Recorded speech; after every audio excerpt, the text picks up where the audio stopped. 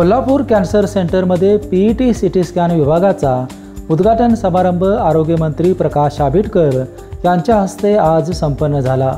यावेळी कोल्हापूर मेडिकल असोसिएशनचे अध्यक्ष डॉक्टर राजेंद्र कुलकर्णी यांची प्रमुख उपस्थिती होती। कर्करोगाच्या सुरुवातीच्या टप्प्यातील निदानासाठी हे मशीन महत्त्वाची कामगिरी बजावते। शरीराच्या अंतर्गत प्रणालीचे अत्याधुनिक चित्रण पीईटी सीटी स्कॅनमुळे शक्य होणार असल्याची माहिती हॉस्पिटलचे प्रमुख डॉक्टर सूरज पवार यांनी यावेळी दिली।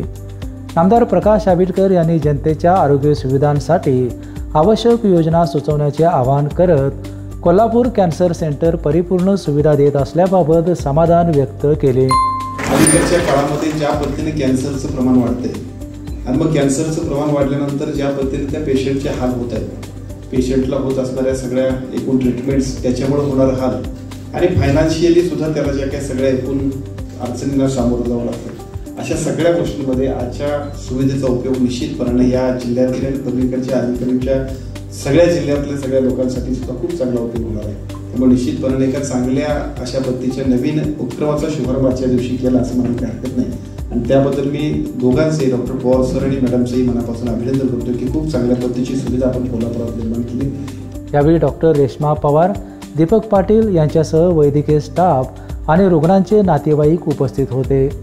BPN साठी कोल्हापूरहून विजय यशपुत्र।